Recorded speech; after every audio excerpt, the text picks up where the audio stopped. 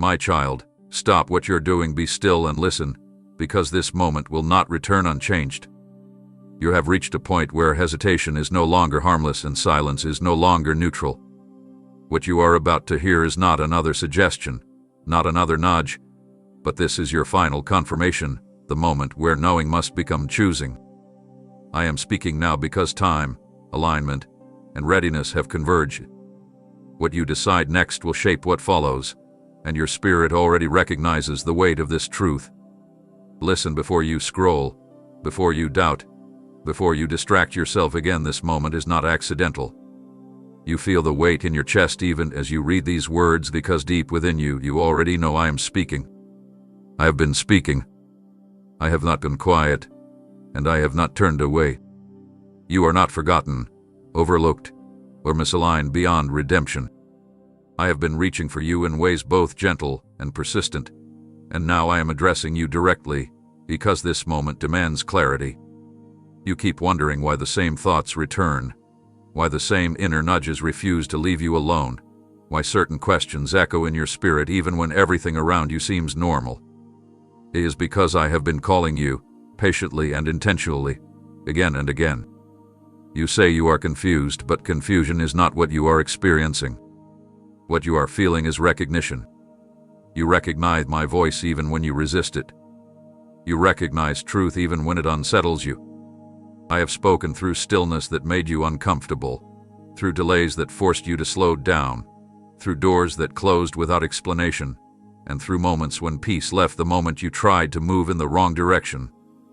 I have spoken in scriptures that seemed to leap off the page, in words spoken by others who had no idea what you were carrying, and in quiet inner urgings you tried to reason away. None of that was random. None of it was imagination. It was me, guiding you step by step toward this point of realization. You keep asking why it feels like I am repeating myself, why the message seems to come again and again in different forms. It is because repetition is mercy. I repeat because I care. I repeat because I know your fears are loud and your faith has been stretched thin. I repeat because you are human, and humans forget what matters when pressure rises. I am not frustrated with you for needing reassurance. I am intentional about giving it. But understand this clearly, repetition does not mean indecision on my part. It means persistence on yours is required. Each time I spoke before, I was preparing you to hear me more clearly now. You may think you missed something, that you responded too slowly, that you hesitated too long. Hear me, nothing you are facing right now is sudden to me. I saw this moment long before you felt it approaching. I allowed the build-up because growth requires awareness, and awareness requires time. I was aligning circumstances, refining your discernment, and teaching you to distinguish my voice from your fear. You were not being tested to fail. You were being trained to recognize truth when it arrived without spectacle. This moment you are in is not about guilt, and it is not about pressure for pressure's sake. It is about awakening. I am drawing your attention because what comes next in your life cannot be entered half-way or half-willing. You are standing at the edge of understanding, and I am inviting you to stop pretending you do not hear me. You do. You always have. And now that you recognize my voice once more, you must decide whether you will continue listening only enough to feel stirred, or whether you will listen deeply enough to be transformed. Do not pretend this came out of nowhere, because you were the one who asked me to speak. You whispered it in moments of exhaustion. You thought it in the quiet spaces between decisions, and sometimes you even challenged me with it. If this is really you, then show me. Confirm it. Make it clear. And I did. Not once, not subtly, and not in ways that could be easily dismissed if you were willing to be honest with yourself. The truth is not that I failed to answer. The truth is that my answers arrived without drama, without lightning, without spectacle, and you expected noise when clarity often comes in patterns. You noticed the repetition before you admitted it mattered. The same theme appearing in different places. The same words spoken by different mouths. The same idea rising up in prayer, then resurfacing in conversation, then meeting you again in a moment you could not control. You told yourself it was coincidence because coincidence felt safer than obedience. But you know better. You felt the weight of recognition each time it happened, the quiet pause in your spirit that said, "This again." That pause was not confusion. It was confirmation pressing gently but firmly against your resistance. I answered you through timing that did not align with your expectations, but aligned perfectly with your growth. I answered you through closed doors that protected you even when they disappointed you. I answered you through moments when peace withdrew the instant you leaned toward the wrong choice and returned the moment you stepped back. I answered you through scriptures that felt uncomfortably specific, through inner nudges you tried to rationalize away, and through the uneasy feeling that something more was required of you than staying where you were. None of that was accidental. You were not being teased or tested for amusement, you were being guided. You asked me to confirm because part of you wanted certainty before courage. That is understandable. But hear this clearly, confirmation is not meant to replace faith, it is meant to strengthen it. I did not overwhelm you with signs because I was unsure, I layered them because I was patient. Each confirmation was another invitation to trust me a little more deeply, to loosen your grip on control, to acknowledge that you were already being led. And each time you hesitated, I remained present, not withdrawing, not condemning, but continuing to speak. You may still be tempted to ask for one more sign, one more reassurance, one more unmistakable moment. But ask yourself honestly, how many answers must surround you before you call it truth? How many confirmations must stack upon each other before you stop calling them coincidence? I am not silent now, and I was not silent then. You are standing in the middle of answered prayer, even if it does not look like what you imagined when you first asked. This moment is not about whether I responded, it is about whether you are willing to accept that I did. You prayed for clarity, and clarity came wrapped in repetition. You prayed for direction, and direction arrived through alignment. You prayed to know whether it was truly time, and here you are, still feeling the same pull, the same knowing, the same insistence that refuses to fade. That persistence is not pressure, it is love refusing to let you drift back into denial. Before you accuse me of withholding, you must understand this. The waiting was never punishment, it was protection. You interpreted the delay as rejection, because you measure progress by speed, but I measure readiness by depth. When things did not move as quickly as you hoped, you assumed something was wrong either with you, with me, or with the direction you sensed. Yet all along, the pause was intentional. I was not ignoring your prayers. I was answering them in a way that preserved you rather than rushed you into something that would have broken you prematurely. You wanted movement, but I wanted foundation. You wanted immediate resolution, but I wanted transformation. Had I released you too early, you would have entered the next season carrying unhealed fear, unexamined motives, and fragile confidence. The delay was not evidence of my hesitation. It was evidence of my care. I was slowing you down so your inner world could catch up with the calling forming around you. Strength that lasts is not built in haste, it is forged in stillness, pressure, and reflection. Think back to who you were at the beginning of the waiting. You were less aware, more reactive, more dependent on external validation. You asked different questions then. You feared different things. You trusted less deeply. That is not condemnation, it is growth. The person you are now is not the person you were when you first sensed this direction, and that did not happen by accident. Waiting refined your discernment. Silence sharpened your hearing. Discomfort forced you to confront patterns you would have carried forward if I had allowed you to move too soon. You assumed delay meant I was uncertain. In truth, it was you who needed time to become certain enough to move without constant reassurance. You needed space to learn the difference between urgency driven by fear and movement guided by trust. I allowed things to slow so you could see yourself more clearly, to recognize what needed to be surrendered before you could step forward freely. Some things only surface when progress pauses, and those things must be addressed if what comes next is to endure. Even now, part of you wonders if the waiting means you missed your chance. Hear me clearly. You did not miss anything that was meant for you. What is truly yours does not evaporate because of time, it matures. The delay did not weaken the calling, it strengthened you for it. What you gain during the waiting, clarity, humility, resilience, will be required where you are going. Nothing about that season was wasted, and none of it was accidental. So release the belief that waiting equals failure. Release the fear that timing has slipped beyond redemption. The pause served its purpose. You are not behind. You are prepared. What felt like silence was shaping you. What felt like stillness was alignment in progress. And now that the waiting has done its work, you are being invited to see it not as an obstacle, but as the quiet evidence that you were cared for every step of the way. Stop turning your head toward what no longer opens, because every glance backward pulls your strength out of the present. You keep revisiting that familiar threshold, replaying what was said, what almost worked, what once felt safe, and every time you do, you feel the quiet ache of something that refuses to respond the way it once did. That ache is not punishment, it is information. It is the signal that the season attached to that door has completed its purpose. You are not being rejected by it, you are being released from it. And yet you linger, because endings without noise feel confusing, and closures without confrontation feel unfinished.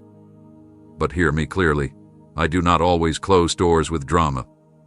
Sometimes I close them by removing grace from staying. You keep asking why it feels uncomfortable to remain where you are, even though nothing is visibly wrong. It is because what once fit you no longer does. You have grown, and growth creates tension with spaces that were never meant to stretch with you. You keep wondering if you should knock one more time, explain yourself one more time, try one more approach. But you are mistaking persistence for faith. Faith does not cling to what I have concluded. Faith trusts that when peace departs, it is guidance, not abandonment. That door you keep looking back at served you. It taught you, sheltered you, shaped you in ways you needed at the time. Honor it for that. But do not confuse gratitude with obligation. You do not owe your future to your past. I closed that door because if it had remained open, you would have stayed long enough to settle instead of stepping forward to become. Comfort is persuasive, and familiarity can masquerade as wisdom. But I do not lead you by nostalgia, I lead you by truth. Every time you stand there, hand hovering over a handle that no longer turns, you drain energy that belongs to what is ahead of you. You tell yourself you are being cautious, discerning, patient. But beneath that language is reluctance, the fear that if you stop looking back, you will have to face what is next with full awareness. Let me tell you something you may not want to hear but need to understand. Clarity does not increase by revisiting what I have already resolved. It increases by releasing it. You are not weak for feeling the pull of what is familiar. You are human. But you are responsible for where you choose to stand. I am not asking you to pretend the past did not matter. I am asking you to stop letting it dictate your movement. There is nothing left for you behind that door, no hidden lesson, no missed miracle, no delayed validation waiting to emerge if you knock the right way. What you are sensing now is not unfinished business. It is resistance to finality. Let go of the belief that walking away invalidates what was meaningful. Let go of the fear that closing a chapter erases its impact. It does not. What you carry forward is the wisdom, not the location. The strength, not the structure. The clarity, not the context. You cannot move into what is forming ahead of you while constantly checking whether you can still return. I close that door because your future requires forward vision, not backward attachment. And as long as your attention is divided, your peace will be too. There comes a point when waiting stops being preparation and becomes avoidance, and you are standing at that point now. You feel it in the tightening of your thoughts, in the urgency beneath your calm, in the sense that something is asking more of you than reflection. This is not about rushing, and it is not about pressure for pressure's sake. This is about recognition. You have gathered enough information. You have felt enough confirmation. You have processed enough history.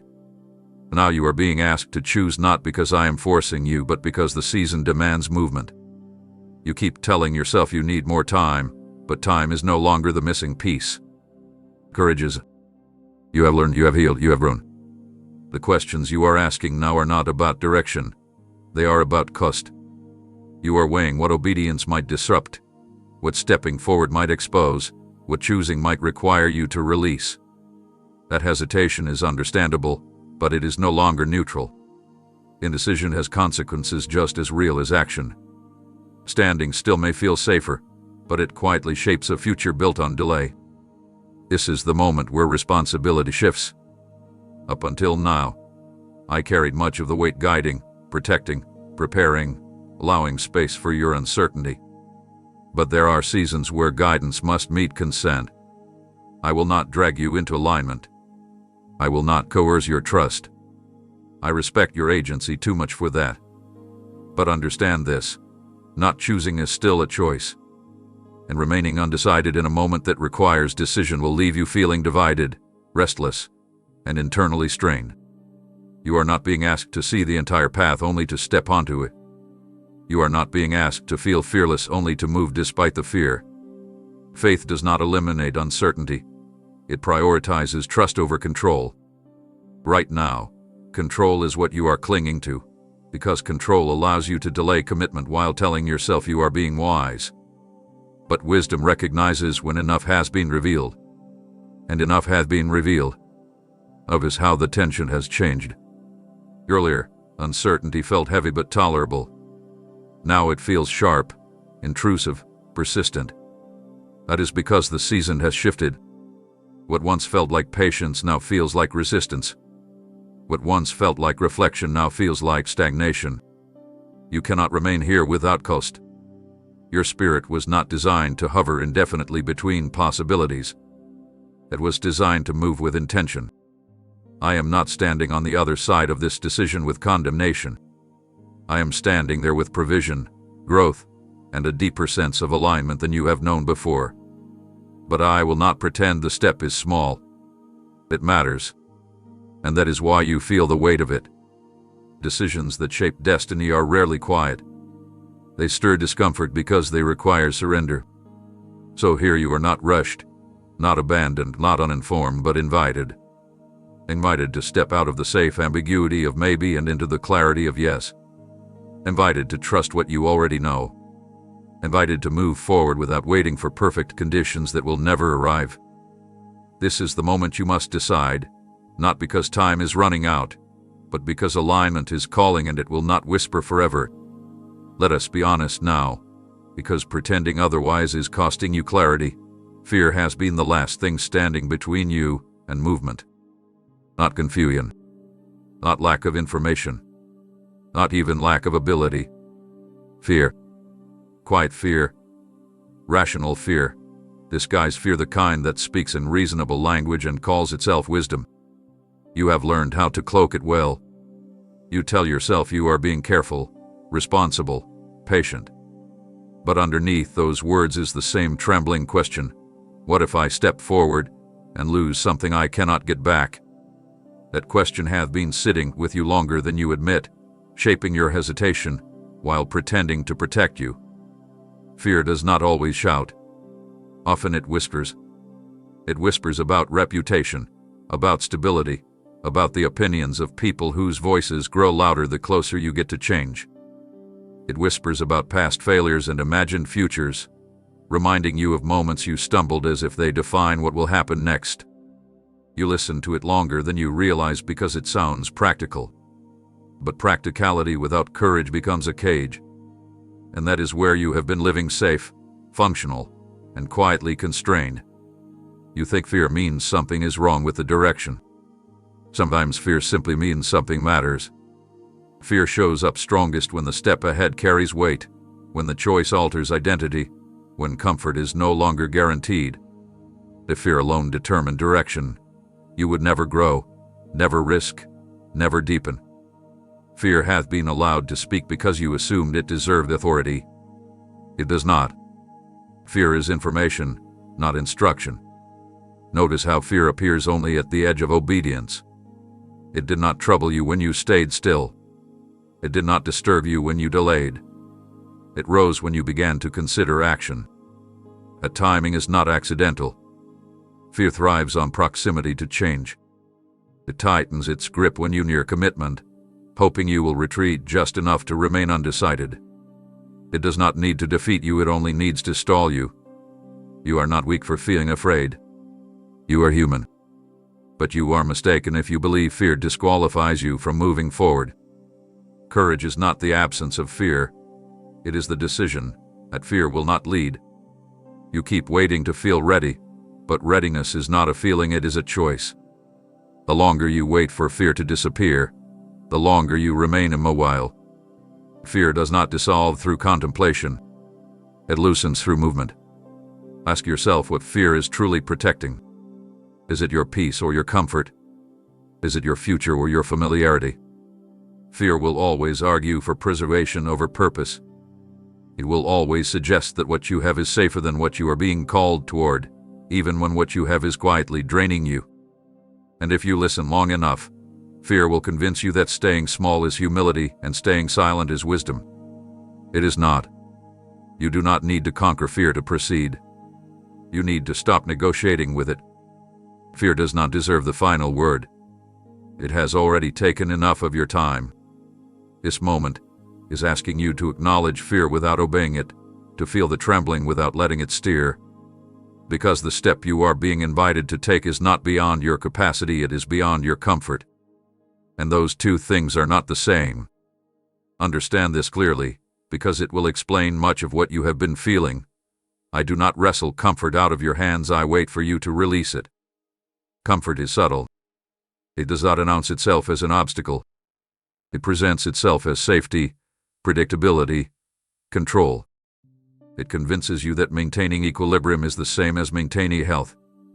But comfort, when clung to too tightly, becomes resistance disguised as peace. And you have been holding onto it not because it fulfills you, but because it feels familiar enough to manage.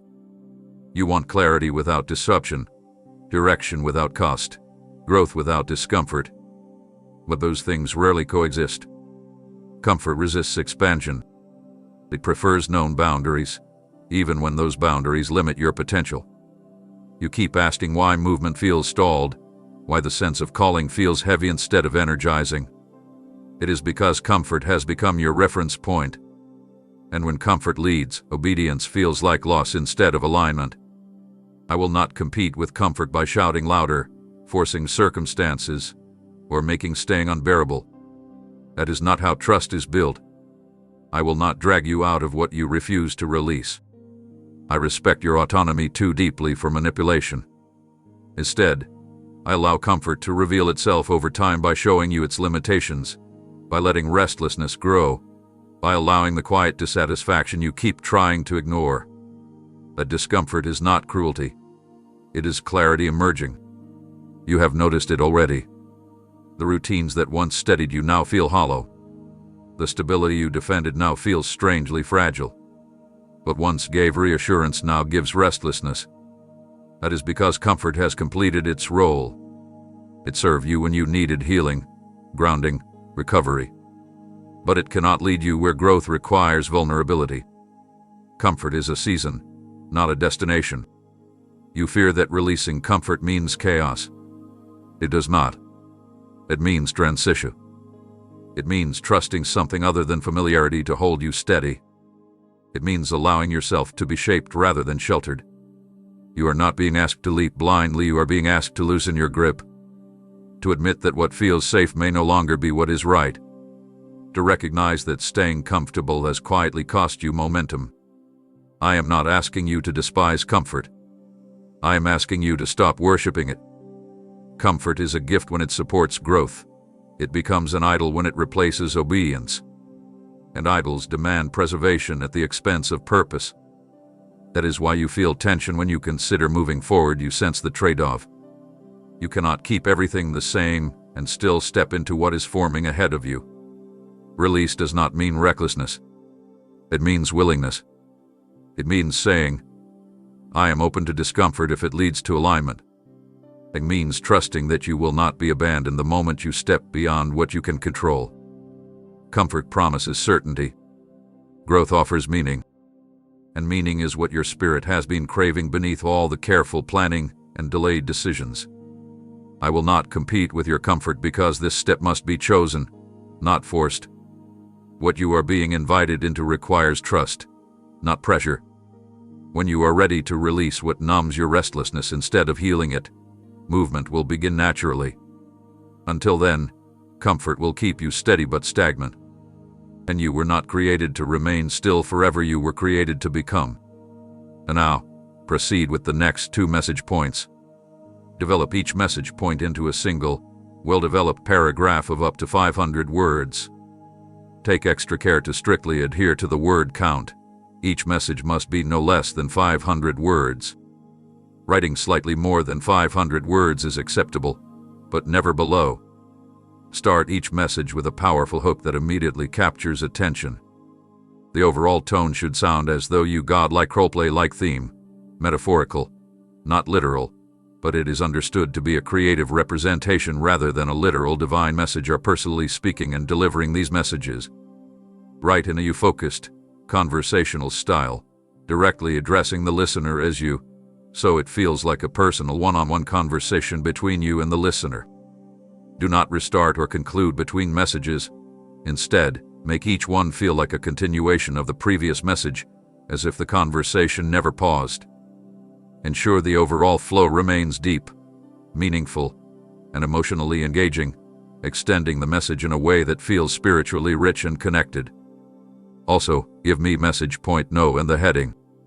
Do not soften this truth in your mind, because pretending the cost is small will only make you stumble when it appears. What you are being called into will require something real from you. You have sensed this already, that quiet tightening when you imagine saying yes, that awareness that obedience will rearrange parts of your life you have kept carefully ordered. This calling is not a gentle adjustment to your current comfort. It is a reorientation. And the cost is not punishment, it is exchange. You are not losing for nothing. You are releasing what cannot go with you so you can carry what must. You fear the cost because you are picturing loss without purpose. You imagine giving things up and standing empty-handed. That is not how this works.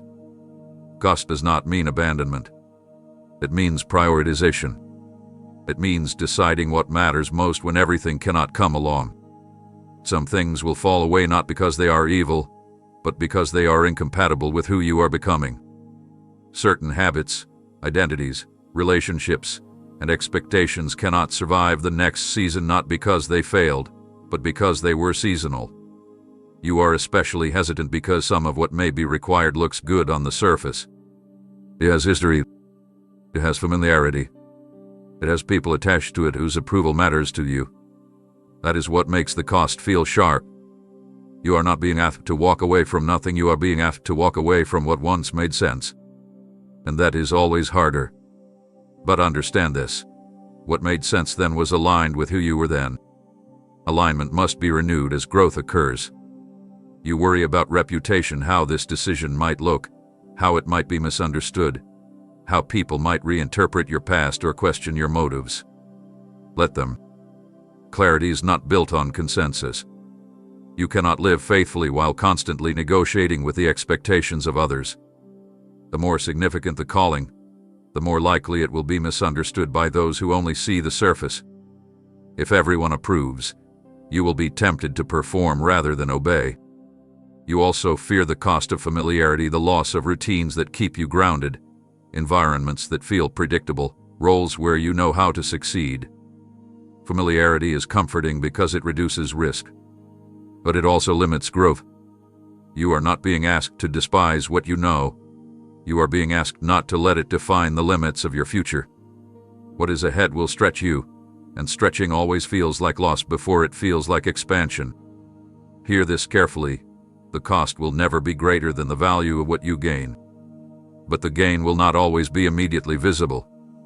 Early obedience often feels like subtraction.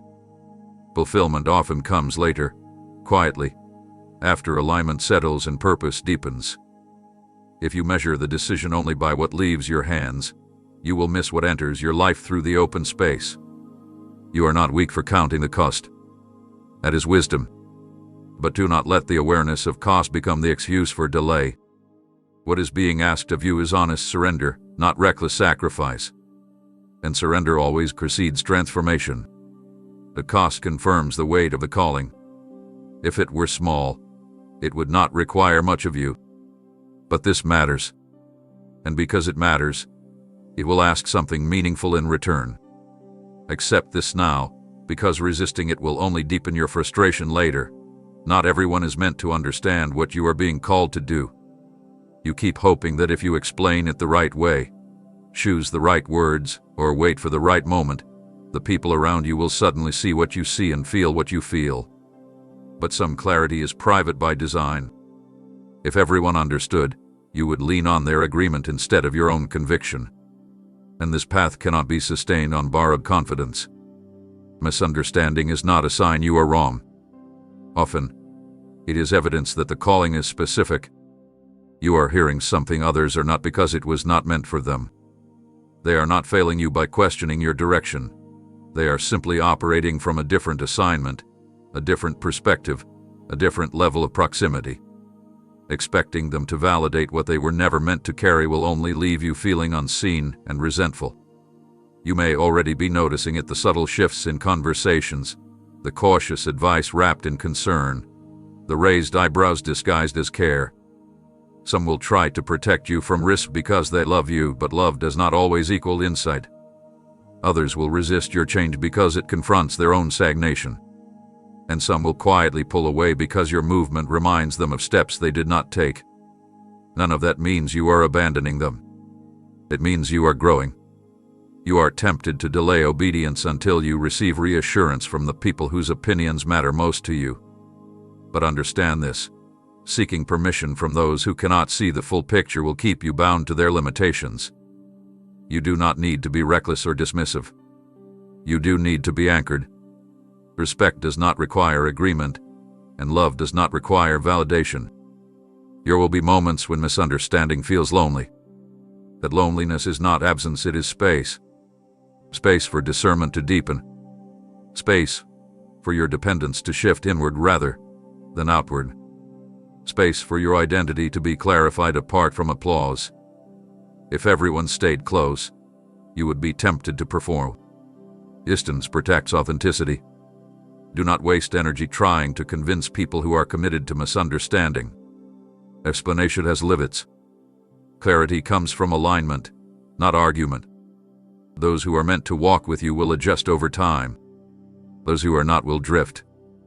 Both outcomes are necessary. You cannot carry everyone forward without slowing yourself to a standstill. You are not being isolated. You are being refined. There is a difference. Isolation cuts you off. Refinement removes noise. Right now, noise would confuse you. The quiet you are experiencing is not rejection, it is focus being restored. This path requires intimacy with your own conviction. It requires listening without crowd interference. So let them misunderstand without becoming defensive. Let them question without hardening your heart. Let them step back without chasing them. Your responsibility is not to manage perception. It is to remain aligned. When your life begins to bear the fruit of obedience, understanding will come to some. And for others, it never will. That is not your burden to carry. Your task is simpler and harder at the same time. Move forward faithfully, even when only you know why. Take a breath and listen closely, because the fear you feel assumes you are walking alone, and that assumption is false. You keep picturing the step ahead as a plunge into uncertainty, as though the ground disappears the moment you move. But what you cannot see yet has already been prepared. You are not advancing into emptiness. You are stepping into alignment. Long before this moment stirred in your awareness, the path ahead of you was forming quietly, patiently, intentionally. You are late only in your imagination. In reality, you are arriving exactly when you are meant to. You have been imagining the future as something you must conquer, something you must figure out, something you must secure before you move. That is why the weight feels heavy. You are trying to carry tomorrow with today's strength. But the truth is simpler and steadier. You are not being asked to create the way forward, you are being asked to trust that it already exists. Every place you fear going has already been held, shaped, and accounted for. Provision does not wait at the end of your courage. It meets you in motion. You assume that if you cannot see the full picture, then nothing is there. But visibility has never been the measure of safety. Familiarity has trained you to believe that known terrain equals security. Yet some of the most prepared spaces are the ones you have never stood in before. You are not behind the curve. You are not stepping into chaos. You are stepping into something that has been quietly anticipating your arrival. Notice how resistance rises when you try to imagine outcomes. That is because outcomes are not your responsibility. Presence is. You are meant to stay here, attentive, responsive, wake to the step in front of you, not lost in projections about what might happen next. Anxiety pulls you into the future prematurely. Trust anchors you in the present. And the present is where guidance operates most clearly. You keep asking how things will work out, how support will appear, how you will manage what you have never managed before. Those questions assume you must supply what the journey requires. You do not. You supply willingness. You supply honesty. You supply movement. What you need beyond that meets you as you proceed. You have experienced this before in smaller ways, moments when resources appeared just in time, when insight arrived mid-action, when strength surfaced only after you began. That pattern was not coincidence. It was rehearsal. You are not reckless for trusting something you cannot fully see. You are responding to something you already recognize. That recognition is not based on logic alone. It is based on resonance. You feel the pull because you are already connected to what is ahead of you. You are not trying to become someone else, you are moving toward yourself more fully expressed. Stop treating the unknown as hostile. It is simply unfamiliar. And unfamiliarity is not danger, it is invitation. You are allowed to feel uncertain without being immobilized by it. You are allowed to move forward without guarantees that satisfy every fear. I am not waiting for you at the finish line with judgment. I am walking with you into the unfolding, present in every step, adjusting as you adjust, responding as you respond. So when your mind tells you that you are not ready, remember this: readiness is not proven by confidence, it is proven by response. You are not being sent ahead of support. You are being led into it. And the moment you stop trying to see everything before you move, you will feel the ground beneath you firm, not because it suddenly appeared, but because it was always there, waiting for your weight. Let us address the quiet accusation that keeps resurfacing, because it has been stealing your momentum for too long. You believe your past still has authority over your future. You rarely say it out loud, but you feel it when hesitation creeps in, when memories resurface uninvited, when old choices replay with new judgment, when the voice inside asks whether someone like you is truly capable of stepping into something meaningful. You have mistaken memory for identity and regret for truth. They are not the same. Your past explains you. It does not define you. It shaped your awareness, sharpened your empathy, humbled your certainty. But it does not determine your capacity. You keep looking backward as though history is a verdict, as though what happened then permanently limits what can happen now.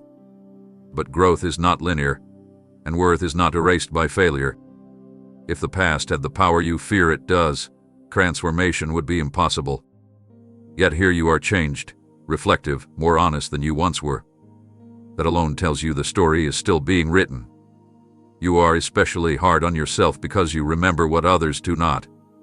You know the internal motives behind your actions, the moments you compromised, the times you ignored your own conscience. And because you carry that knowledge, you assume it disqualifies you from clarity or calling. But self-awareness is not condemnation, it is maturity. You are not being punished with memory, you are being equipped with discernment. You worry that your past will resurface and expose you, that stepping forward will invite scrutiny, that others will discover what you have already judged yourself for. But exposure does not destroy what is honest. Secrecy does. You are not being asked to pretend you are flawless. You are being asked to stop pretending that imperfection cancels purpose. It does not. It refines it. Notice how often the past speaks when you are closest to moving forward. Its timing is revealing. If your history truly disqualified you, the invitation would never have appeared. The resistance rises because movement threatens the narrative that keeps you small. Familiar shame feels safer than unfamiliar freedom. At least shame is known. Freedom requires courage. You are not being called because you have an unblemished record. You are being called because you have perspective, because you have seen what does not work, because you have learned the cost of ignoring truth. Your past has given you texture, not weakness. Depth, not defect. The very things you wish you could erase are the things that have taught you how to recognize substance when it appears. Stop assuming that becoming means erasing. Integration is the real work. You do not outgrow your past by rejecting it. You outgrow it by placing it where it belongs behind you, informing but not directing. Wisdom comes from experience, not perfection. And you have experience. So when the voice rises that says, "Who do you think you are?" answer it honestly. You are someone who learned, someone who changed, someone who is no longer who they were. That is not disqualification, that is qualification earned through honesty. Your future is not built by denying your past, but by refusing to let it dictate your next step. And the moment you stop treating history as a sentence, you will feel the weight lift, not because the past vanished, but because it finally lost its grip. Feel the weight you've been trying to rationalize away, because that heaviness is not a warning, it is a signal of scale. What you are sensing stretches beyond your personal comfort, beyond your private ambitions, beyond what you can manage with familiar skills alone. That is why it feels intimidating. That is why your mind keeps asking for smaller steps, safer versions, quieter outcomes. You are not overwhelmed because you are incapable. You are overwhelmed because this calling was never meant to be contained by your current capacity. It is larger than your preferences, broader than your plans, and deeper than your self-assessment. You keep measuring yourself against the task and concluding you fall short. Of course you do, by design. If this assignment fit neatly within your existing strengths, it would not transform you. You would execute it efficiently and remain unchained. But transformation requires disproportion. It requires you to step into something that demands growth, humility, learning, and dependence. The stretch you feel is not evidence of misalignment. It is evidence that you are standing at the edge of expansion. You have been trying to shrink the calling to fit your confidence, instead of allowing your confidence to grow into the calling. That is understandable. Control feels safer than surrender. But understand this: what is bigger than you is not meant to crush you, it is meant to draw you into partnership with something beyond self-reliance. The moment you accept that you cannot carry this alone is the moment you stop carrying it incorrectly. You worry that your limitations will sabotage the outcome. You focus on your lack of experience, your gaps in knowledge, your unfinished healing. But limitation does not negate purpose. It directs it. Limitations force collaboration, attentiveness, and continual learning. They keep you grounded and responsive instead of rigid and self-assured. What you call weakness is often the doorway through which adaptability enters. Notice how your most anxious thoughts revolve around responsibility. What if you fail others? What if you misstep? What if you disappoint? That concern reveals something important. You already sense this is not just about you. You are being entrusted with influence, impact, ripple effects you cannot fully see yet. And that awareness brings gravity. Responsibility without humility becomes arrogance. Responsibility with humility becomes stewardship. You are being invited into stewardship, not perfection. You may wish the calling were clearer, simpler, more contained. But clarity often unfolds in proportion to obedience, not before it. If everything were spelled out, you would manage outcomes instead of cultivating presence. You would plan instead of listen. You would control instead of respond. This calling requires attentiveness more than strategy, integrity more than image, consistency more than intensity. Stop interpreting the size of the calling as a verdict on your adequacy. It is an invitation to grow into something that will not leave you unchanged. You are not expected to become more overnight. You are expected to begin honestly. The path will shape you as you walk it.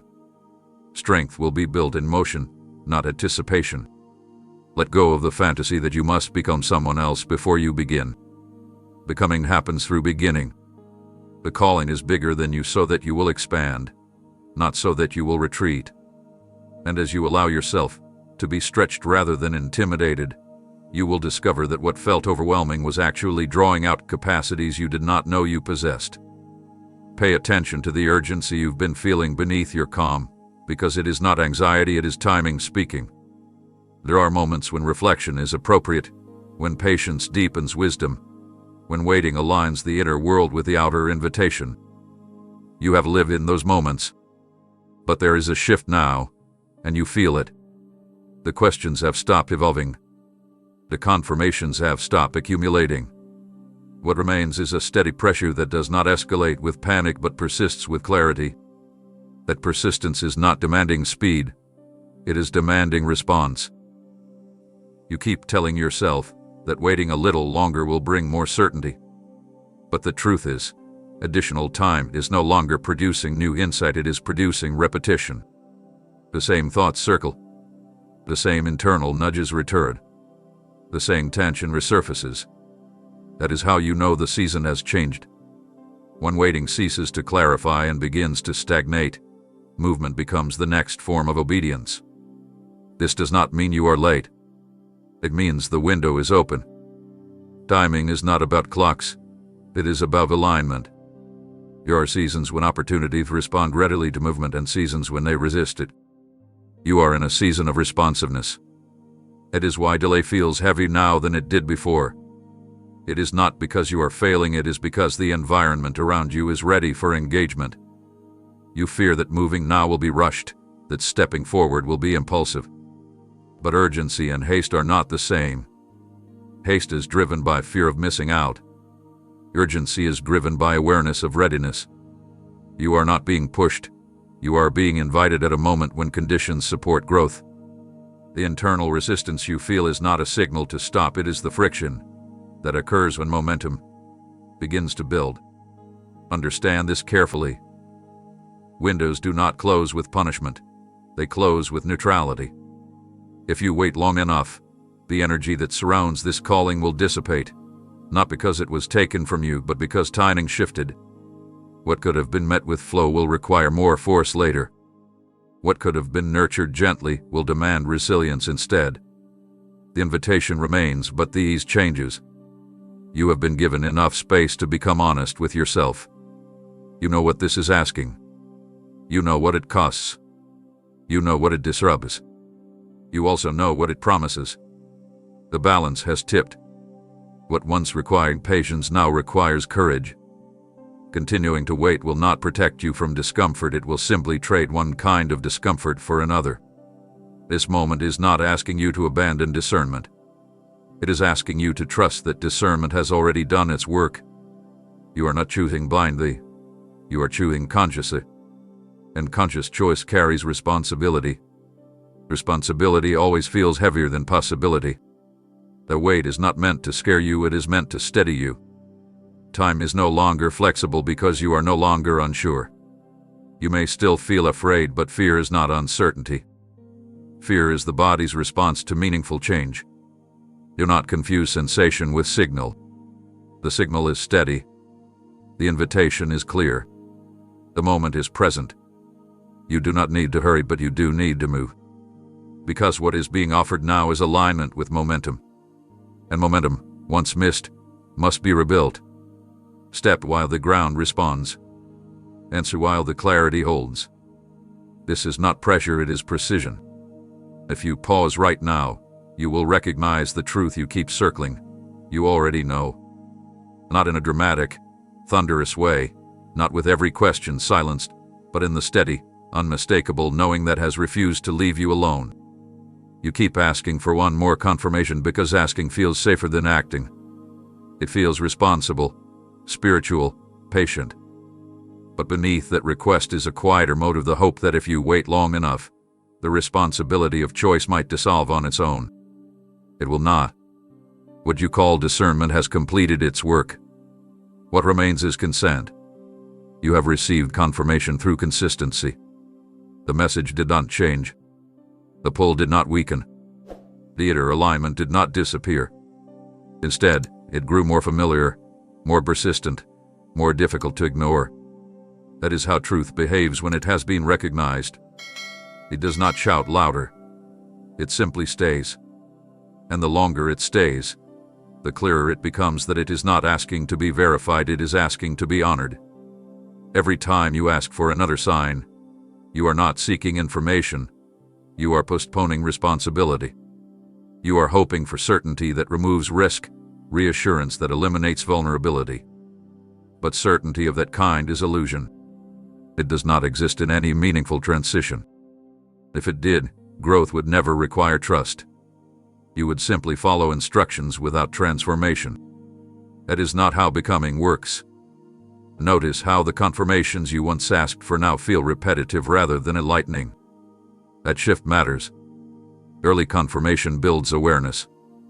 Continued confirmation builds accountability. You are no longer being informed. You are being invited to respond. When truth repeats itself, it is not because it doubts you, it is because it is waiting on you. You worry that acting without one final sign might be presumptuous, that you could misinterpret conviction for impulse. But impulse is erratic. This hath been steady. Impulse flares and fades. This has endured. Impulse demands immediate gratification. This has required patience. Do not confuse hesitation with humility. Humility listens fully and then moves faithfully. What you are doing now is listening again to avoid moving. There is also a fear you have not named, the fear that once you act, there will be no more room for denial. Asking for confirmation keeps the door to reversal open. Action closes it. And closed doors feel final. But finality is not lost when it follows alignment. It is relief. It is coherence. It is the end of internal division. You are not being reckless by trusting what hath been consistently revealed to you. You are being honest. Honest about the pull. Honest about the cost. Honest about the desire that keeps resurfacing even when you try to silence it. At this point, asking for one more sign is not wisdom, it is avoidance dressed as caution. This moment is not asking you to be fearless. It is asking you to be truthful. Truthful about what you know. Truthful about what you want. Truthful about what you are willing to risk for alignment. You have reached the place where knowing more will not help you. Doing will. So stop asking for confirmation as if clarity is missing. Clarity is present. What is missing is your agreement. And agreement is not something that arrives, it is something you give. Hear this promise not as a reward, but as a consequence of alignment. When you move in obedience, stability follows. Not immediately, not without challenge, and not without moments of doubt, but genuinely, deeply, over time. You fear that obedience will lead you into chaos, into instability, into uncertainty that never settles. That fear misunderstands how foundation is built. Establishment does not come from controlling outcomes, it comes from standing where you are meant to stand. Obedience is not a dramatic leap into disorder. It is a realignment of weight. Right now, much of your energy is spent holding yourself together internally, managing tension, suppressing restlessness, negotiating with fear.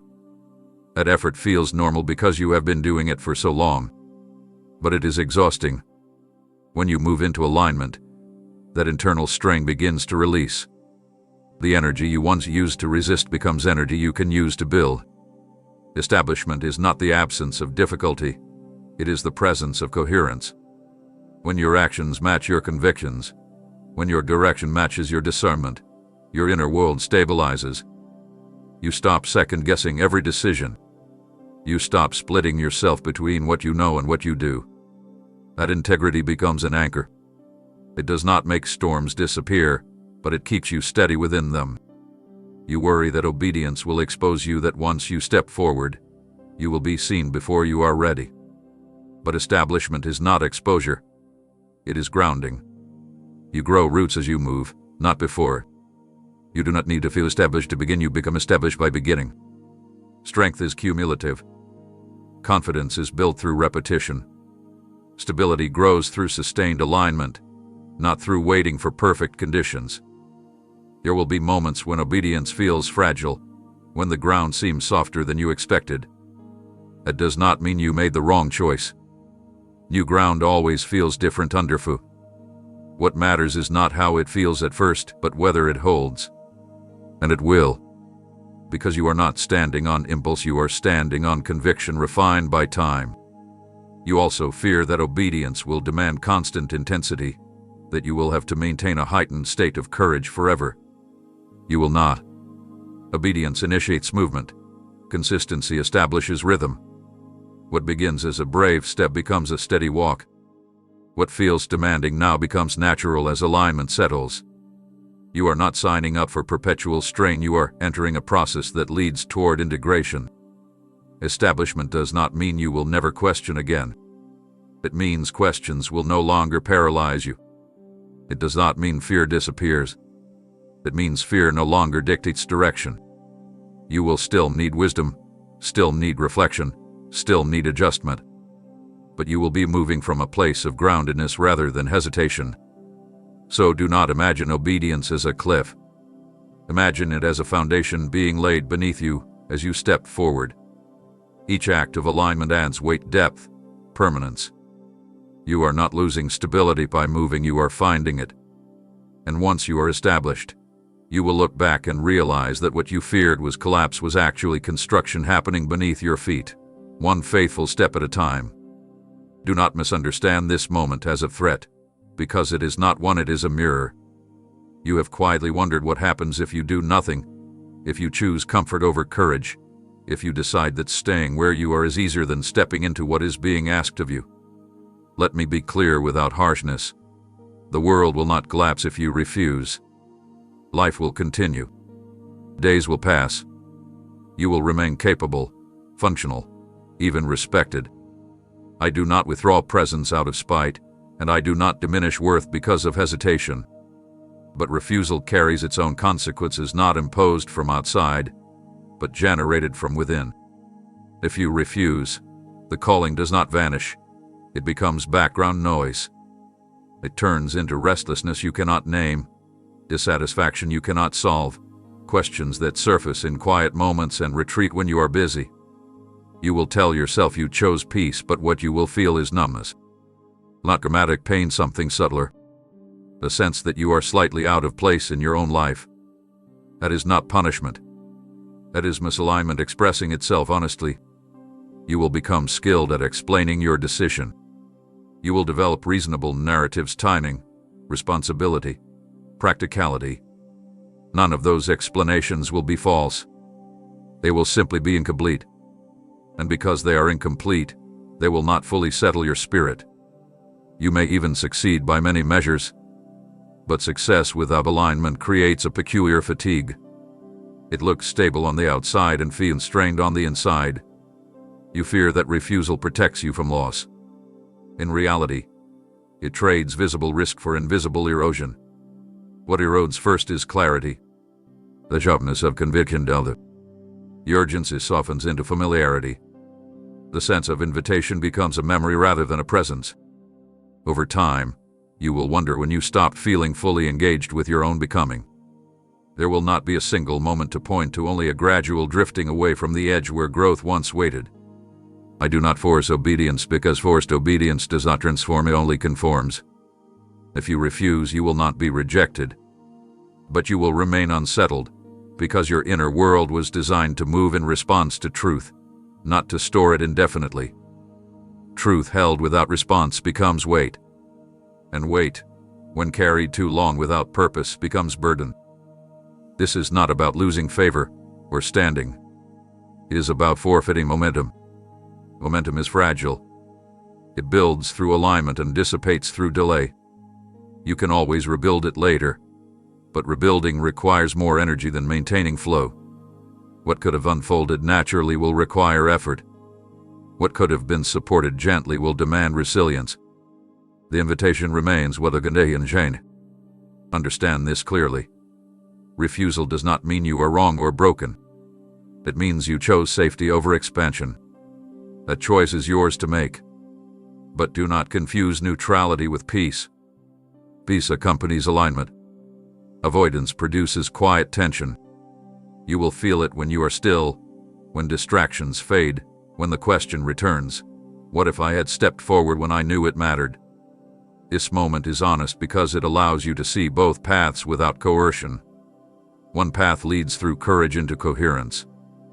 The other leads through comfort into compromise with your own knowing. Neither erases your worth, but only one leads toward wholeness. And the reason this choice feels heavy is not because of fear, it is because you sense what is at stake. Everything up to this point had been preparation, and now preparation is asking to become movement. You have reflected, prayed, processed, evaluated. You have turned the question over until it is familiar from every angle. Reflection has served you well, but reflection has reached its limit. What comes next cannot be thought into existence. It must be enacted. Faith, when held without action, does not deepen, it stagnates.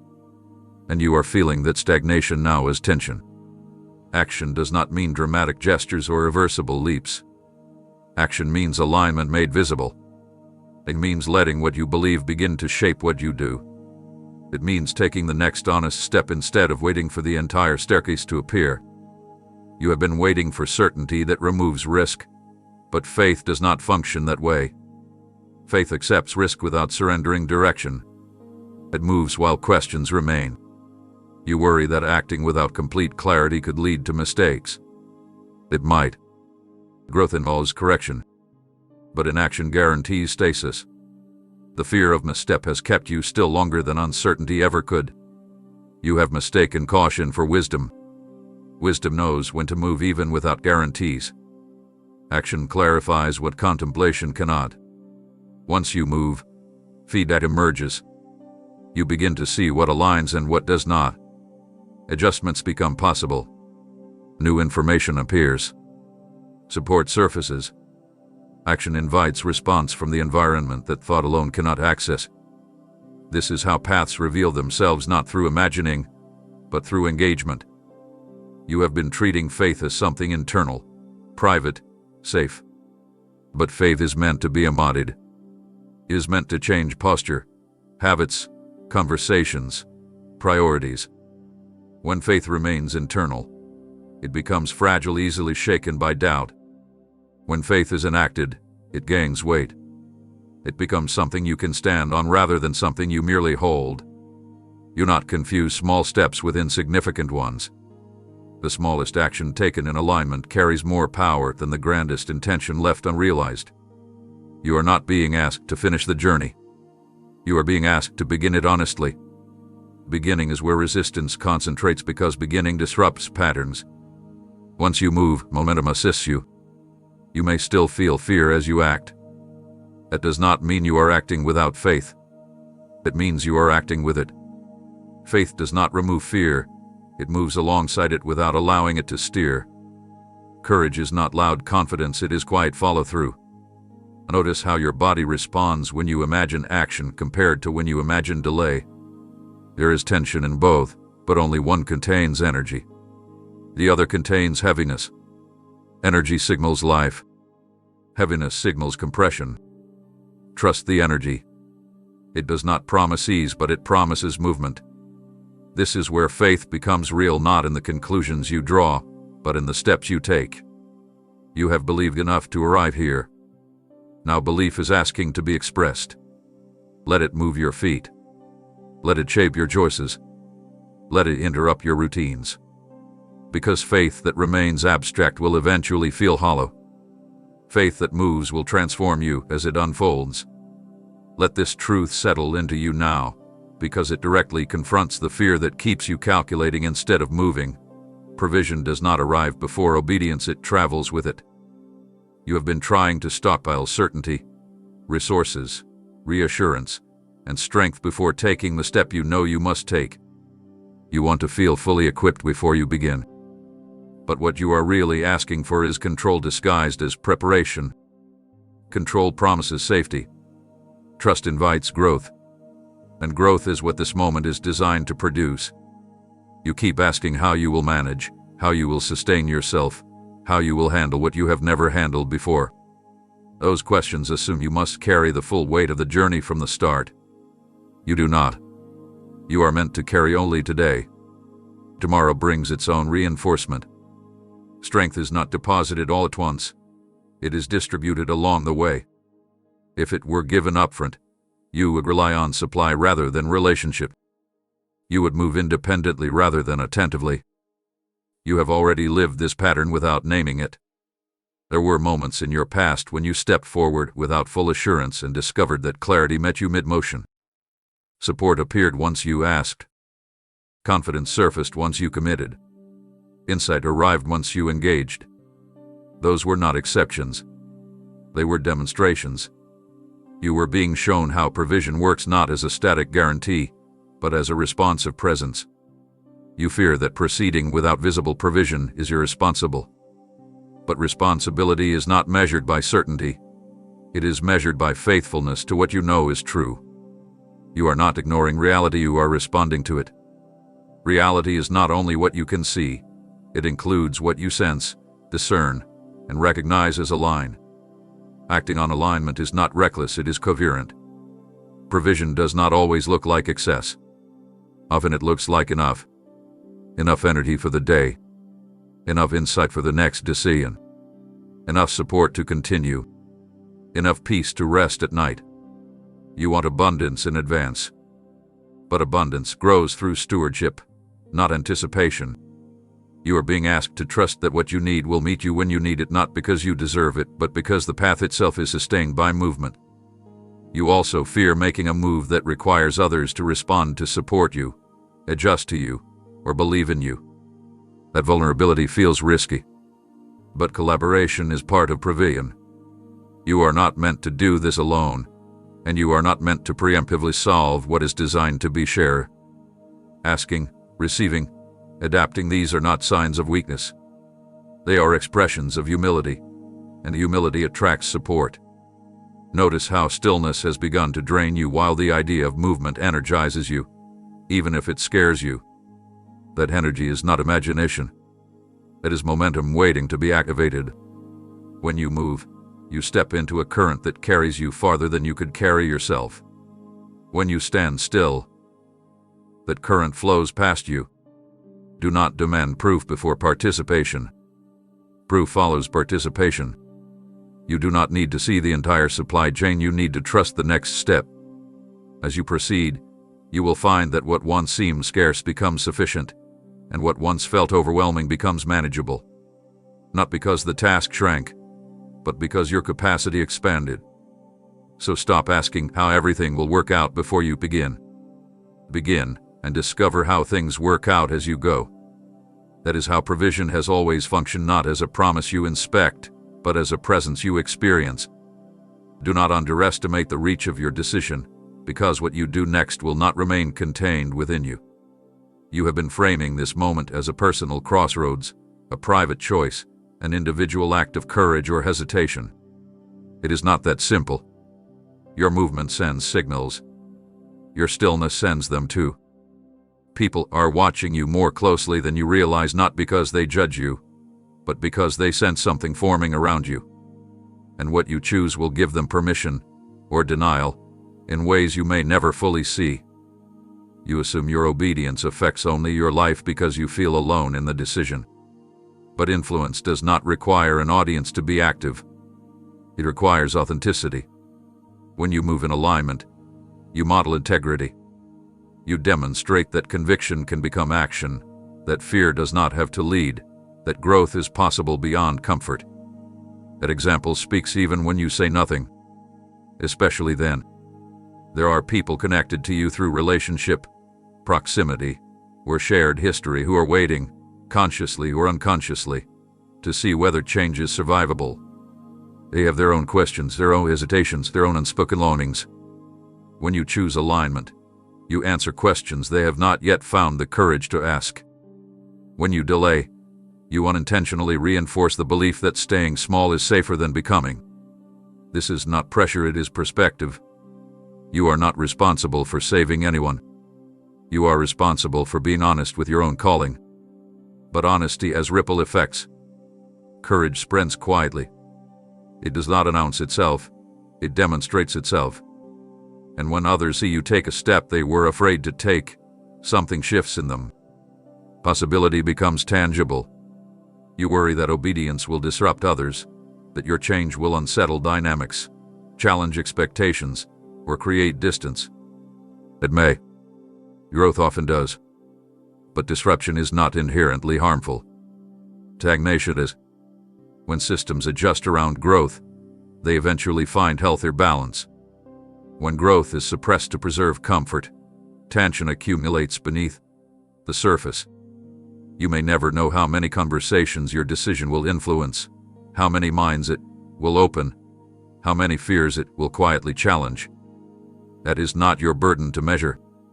But understand this: your obedience carries weight beyond your own fulfillment.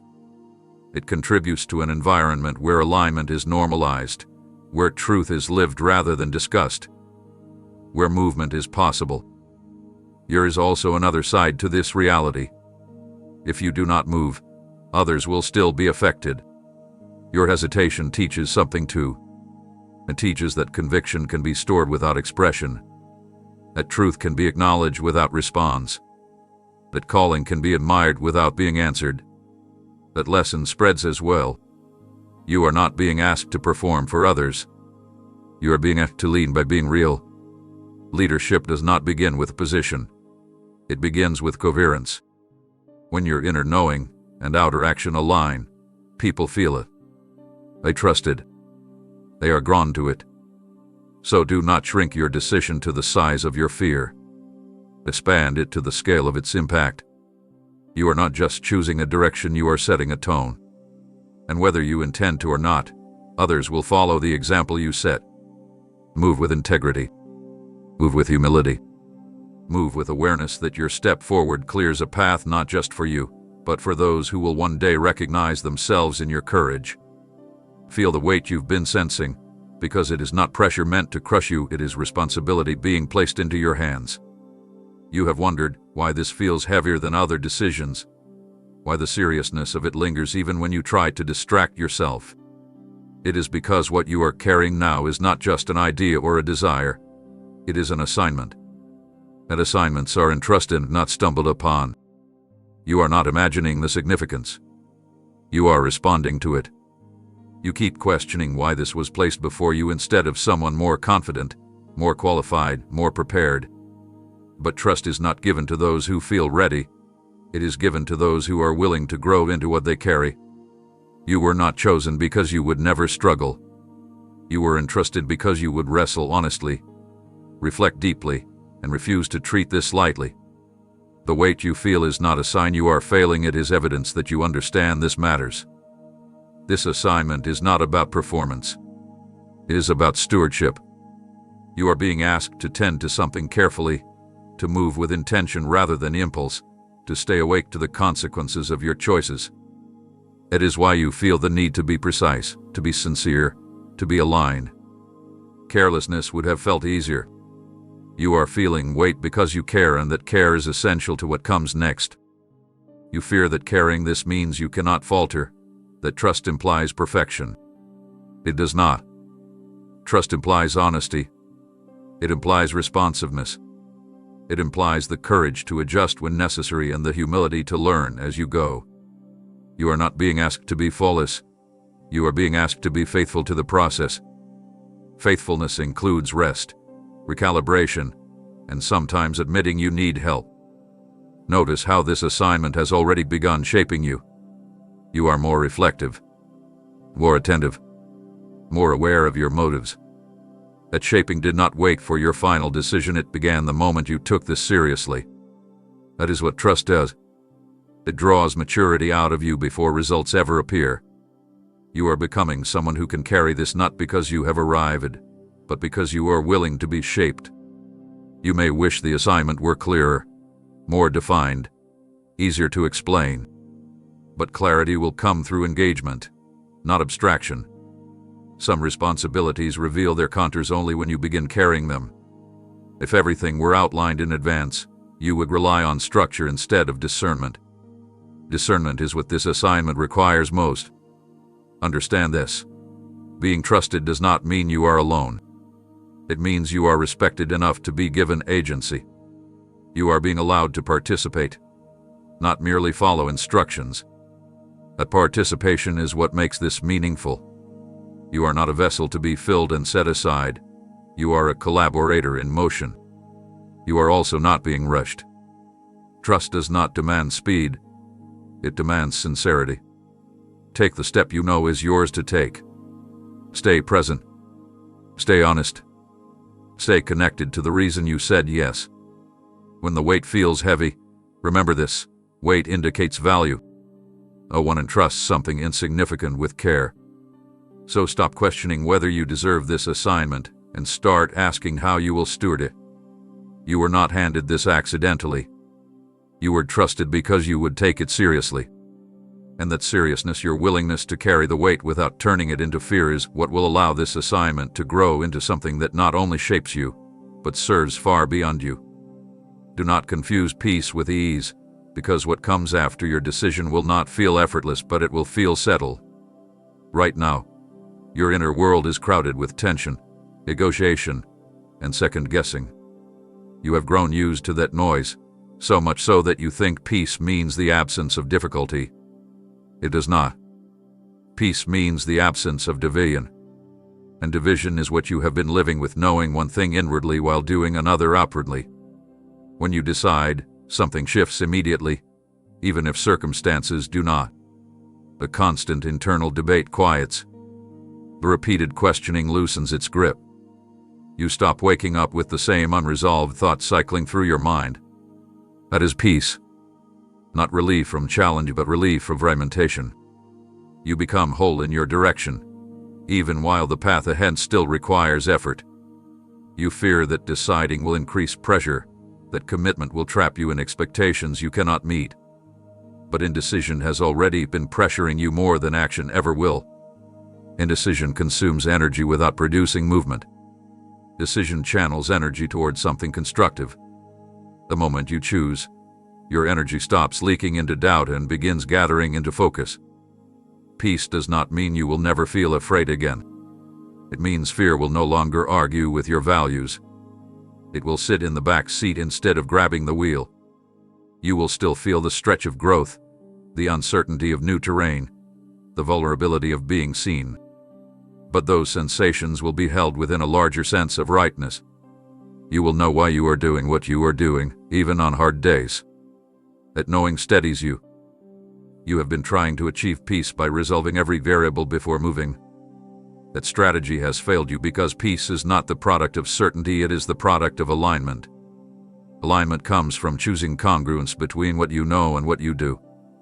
Once those line up, peace follows naturally, not as a reward but as a result. There will be moments after your decision when you question yourself again. That is normal. Growth invites reflection. But notice the difference. The questioning will be quieter, less frantic, less urgent. It will sound like refinement, not alarm. That is how you will recognize peace has arrived. It does not eliminate thought. It changes its tone. Peace also creates space for rest. Right now, rest has been difficult because your mind is always negotiating. After the decision, rest becomes possible again because your direction is settled. You may still be busy, still be learning, still be adjusting, but your spirit will no longer be braced against itself. That internal rest is what allows sustainable progress. You are not choosing between peace and challenge. You are choosing between aligned challenge and misaligned comfort. One leads to growth with peace beneath it. The other leads to stagnation with noise beneath it. You already know which one your spirit is craving. So when you hesitate because you are waiting to feel calm before you choose, reverse the order. Choose, and then notice how calm begins to emerge, not as silence, but as steadiness. Not as escape, but as grounding. Peace is not the condition for your decision. It is the companion that follows it. Let the word final stop echoing as an ending in your mind, because what you are standing in is activation, not conclusion. You have been bracing yourself as if something is about to be taken from you, as if this decision seals a chapter with finality and loss. But what is ending here is not opportunity, it is hesitation. What is closing is not possibility, it is indecision. You are not being led to a finish line. You are being released onto a path that finally moves. You thought this moment meant goodbye to what you know, but it means hello to coherence. You thought it meant narrowing your life, but it means clarifying it. When you let go of hovering between options, energy that has been trapped in analysis returns to action. You stop circling the same questions and begin encountering new ones, questions that arise from experience rather than imagination. That shift marks a beginning. Beginnings rarely feel triumphant. They feel awkward, exposed, uncertain. You are tempted to measure beginnings by immediate success, visible affirmation, or instant confidence. But beginnings are quiet agreements between intention and motion. They feel small because they are foundational. They feel unimpressive because they are private. What grows from them is what eventually carries weight. You may expect fireworks or a sense of arrival. Instead, you may feel an ordinary day unfold with a new undercurrent. That undercurrent is alignment settling into place. It does not shout. It hums. And as it hums, you begin to notice subtle changes: how you make decisions faster, how you second-guess less, how your inner dialogue grows calmer even while challenges remain. Those are the signs of beginning, not excitement, but steadiness. This beginning will not isolate you from effort. It will reorganize effort. You will work, but with direction. You will struggle, but with purpose. You will encounter obstacles, but with a reason to engage them rather than avoid them. Beginning does not eliminate difficulty, it gives difficulty context. Context transforms endurance into meaning. You might grieve what you left behind. That grief does not invalidate your choice. It honors what was real. You are allowed to feel both loss and hope at the same time.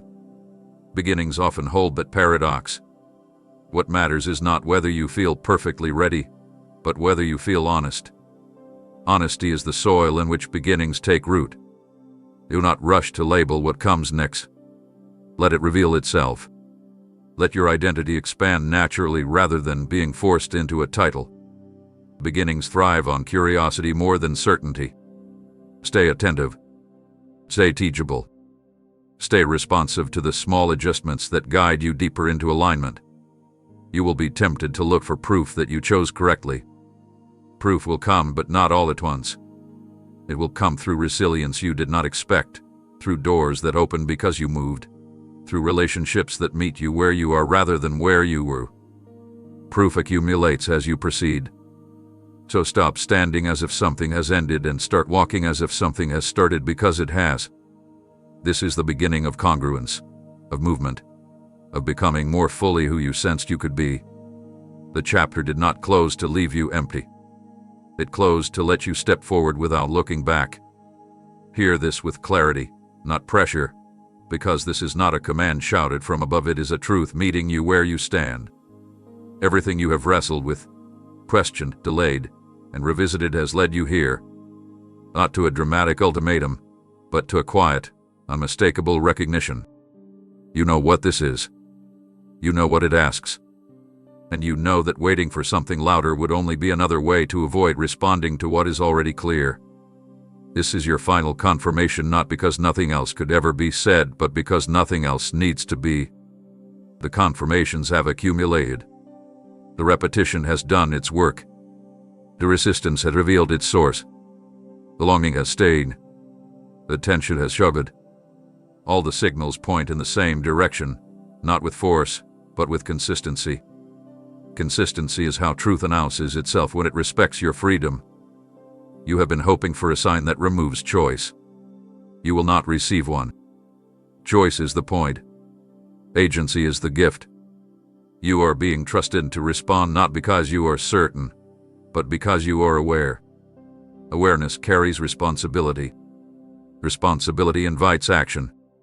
This is the moment where you stop waiting to be convinced and start agreeing with what you already recognize. Final confirmation does not feel like closure, it feels like resolve. Resolve does not mean you are done thinking. It means you are done wavering. It means you accept the presence of fear without granting it authority. It means you accept uncertainty without letting it delay movement. It means you commit to learning through engagement rather than speculation. You may wish this moment felt more sacred, more dramatic, more emotionally charged. But sacredness often arrives quietly, asking for reverence rather than excitement. This is one of those moments. It asks you to stand upright within yourself and say yes with integrity, not urgency. Yes to movement. Yes to growth. Yes to alignment even when it disrupts. You are not being pushed. You are being invited to stop pretending you do not hear what you hear.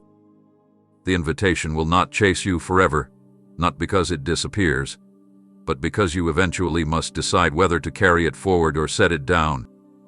Carrying it forward means letting it shape your life. Setting it down means learning to live with the knowledge of what you did not choose. This confirmation does not guarantee comfort. It guarantees honesty. It does not promise applause. It promises coherence. It does not eliminate struggle. It ensures meaning within struggle. Those are better promises, even if they are quieter. So take this moment as it is, clear, calm, steady, not overwhelming, not dramatic, simply true. Let it settle into you without negotiation. Let it inform your next step, not your next question. You have asked enough. You have waited enough. You have known enough. This is your final confirmation. Not the end of your journey, but the end of your doubt about whether it is time to begin. Amen.